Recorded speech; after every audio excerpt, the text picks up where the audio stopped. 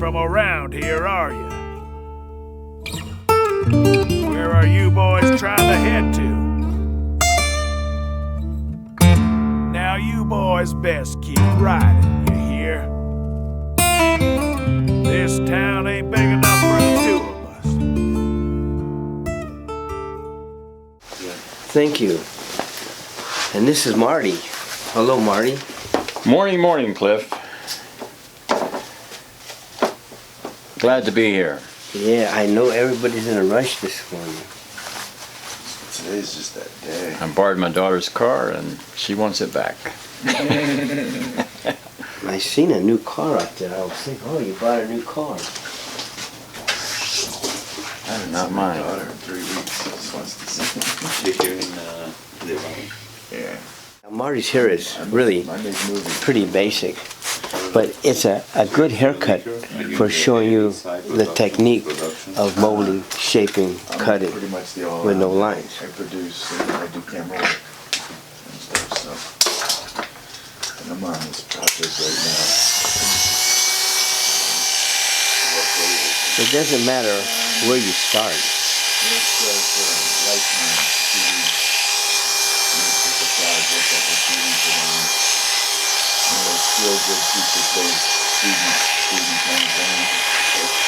It's the technique you use for the end result that really matters.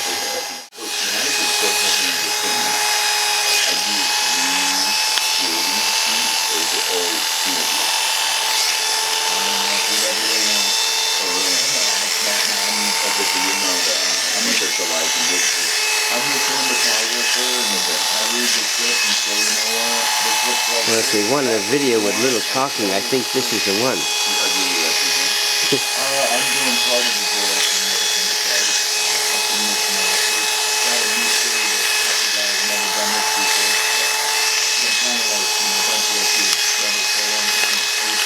So with my method, I'm pushing all the time. Razor cutting, pushing.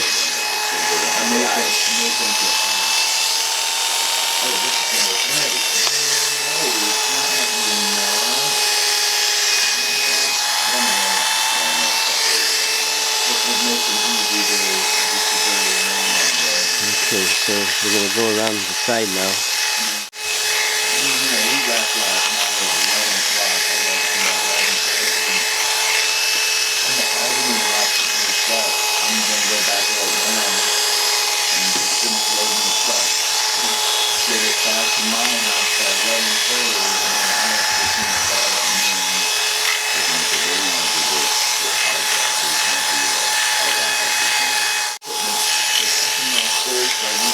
This is a pretty quick way of cutting hair because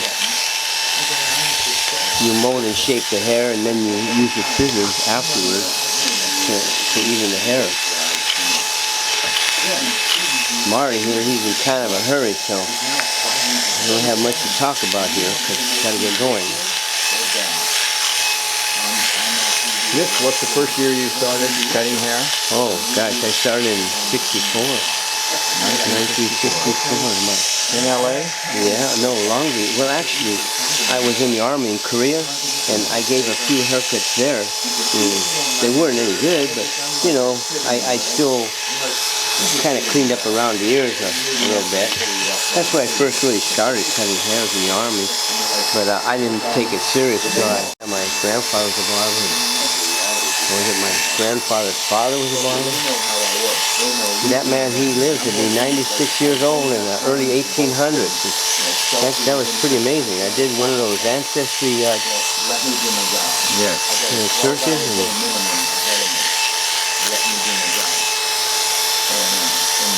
And I find out that Laura Bacall is my cousin through my grandfather's marriage in Europe. And I don't think people talk much about their marriages or their personal life those days. Because you got married, it was a pretty sacred thing.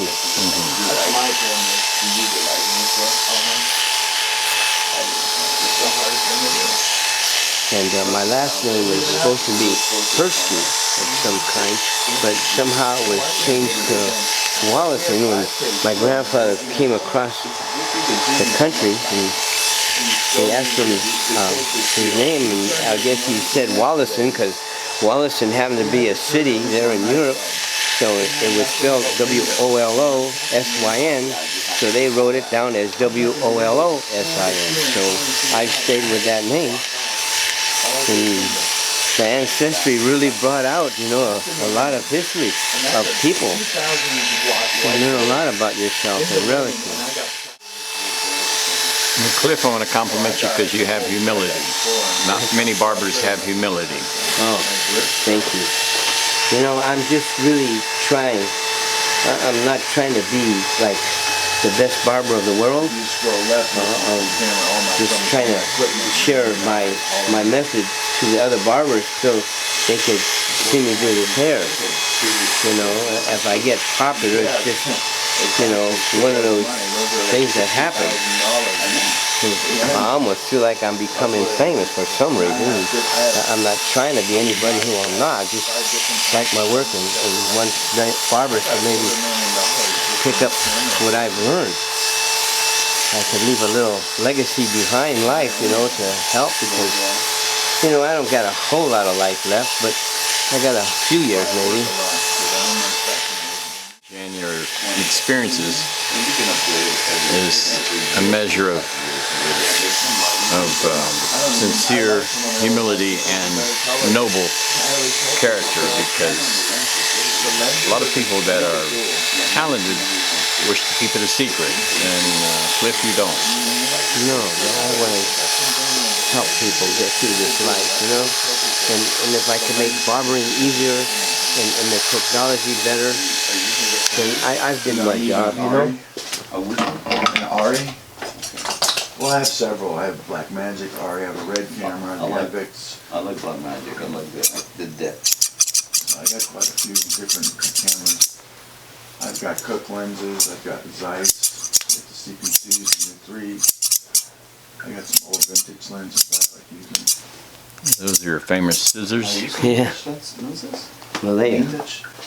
I used to get them from the Philippines. I can use lenses Now, from the 1970s. they had that tsunami. And people like, how do you get All that the look? little I'm like, well, I'm using an actual cubicles lens that they used to from work that went era, out into the ocean. because it doesn't have the coatings on So, it that they have now. I found this place in Malaya that will make scissors.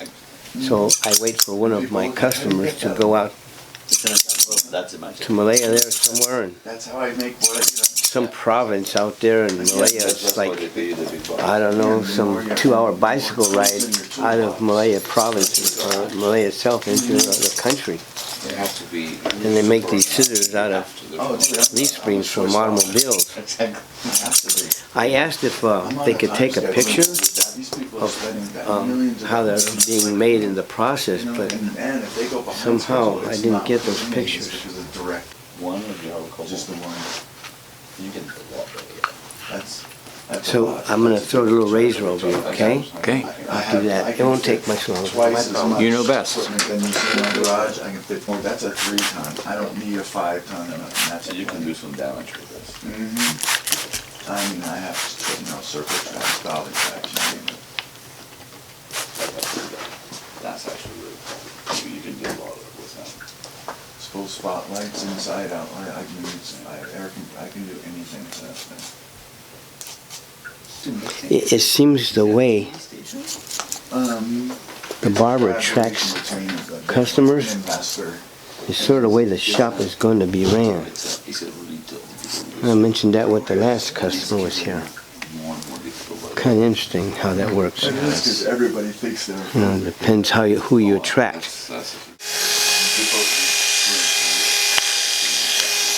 I think I've been coming in 15 years, maybe 16 years. Yeah, at least a long time. Always happy with your end result. But you know, every haircut is another experience. You know,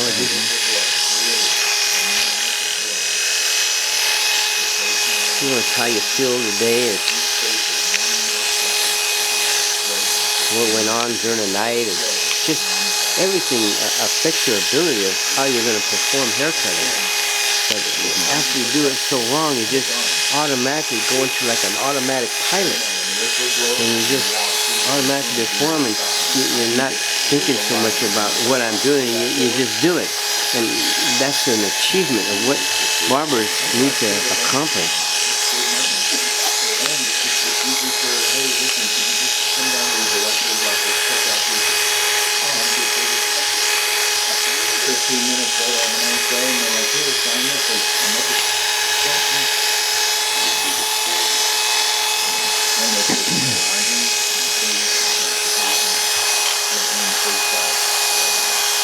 Used to be always amazing. You're only Christmas? Yeah, I mean, I could almost prove the fact of what the hours I work, because I've kept my records of how much money I've made from way back. So I could show the days that I've actually worked, and I could probably get somewhere. $500 a day if you want me up to shoot your stuff. Well, I think it's probably the only barbershop I've ever heard of in my life that's open 7 days a week. Yeah. I mean, run by the same person. And You're going to use minimum 5 to 10 days. Well, you know, Marty, that's how you get good. As your job is one, you have to like your job. That's really important. You get the reputation. And as you keep working and liking your job, you just get better at what you're doing. For probably about 15 years. Some I go to, some just couldn't be bothered. Just it's a pain in the butt. It's hard. You gotta pack your bags for that. artistry I and mean, even if you being a barber has always been there. It's just faded in the last few decades, but get in and get out. It's in the coming back, 1800s, 16, 17, 1800s, early 1900s was part of grooming that every man enjoyed his favorite barber. Yeah, you know, it was brought to my attention some years back that barbering actually got introduced during the time of the Vikings. Because what Vikings did, they shaved their heads so that they would go to combat, that the opponent wouldn't grab them by the hairs and pull them down. So the art of shaving of the heads began. And of course, people followed the army, so they started to shave their heads. And then they have like all the restaurant And Eastern Europe, all of it, because they went down the rivers and they conquered as they went, and they and all that. Now they, you have this whole other separate city area that just actually had children as they went, impregnated as they went. So the Viking blood is worldwide. They found Viking blood, of course, in North I America mean, good luck getting a hotel. earlier than they realized $600 a night. that there were And your food Europeans. costs a lot, and then you're waiting. Yeah, you know, I have a bloodletting tool that was made during the time of medieval, where they used to do bloodletting, and they used to just tear the skins so that the impure bloods would come out, because the pure blood would stay in as they look for the darker of the bloods to try to heal the people. You know, in a lot of games, people are like, no, it's not, I'm leaving now. Before then they try to get out of there, it takes forever. bloodletting continued until the late The 1800s. price of the beer is $15. You know, for a beer. You know. Then I've got some bronchus cups as well. My daughter went once and she's like, Dad, I'm done. She goes, we got you and I'll be good. What is she studying? She's going to be a pediatrician. So is she progressing? First year. She's This first year of college or first College. year of college, just she's 19. I want to thank you a lot, Marty, for coming, you know. I enjoy it. I enjoy I'm done. being around an artist at work. No way. still married?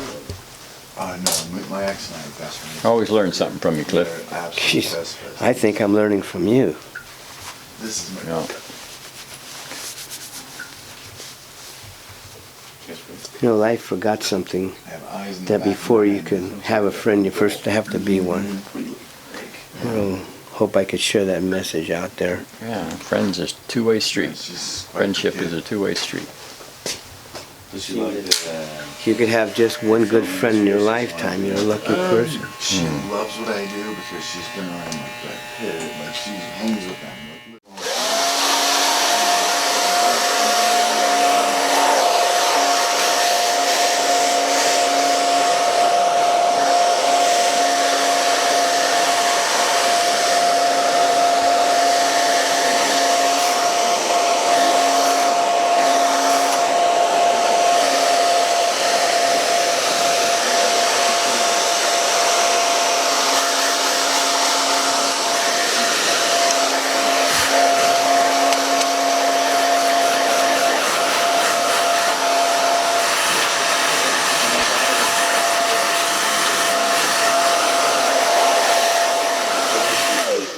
I swear to God, Marty, you had a haircut, but it don't even look like you had a haircut.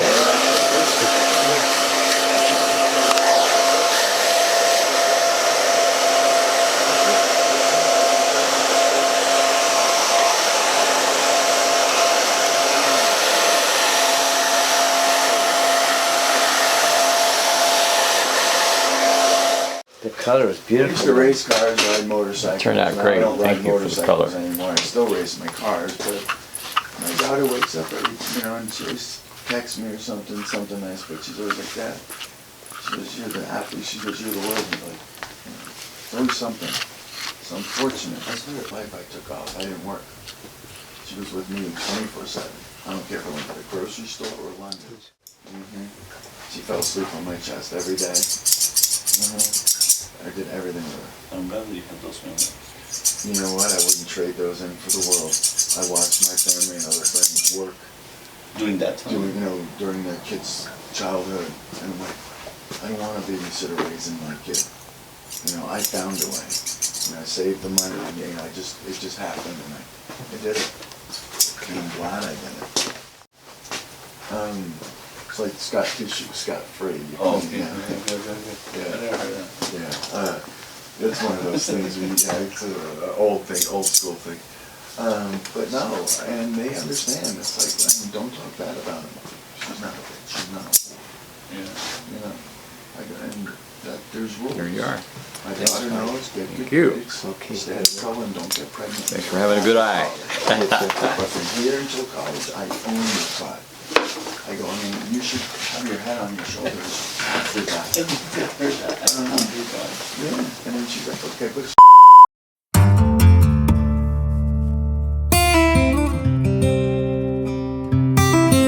You boys ain't from around here, are you? Where are you boys trying to head to? Now you boys best keep riding, you hear? This town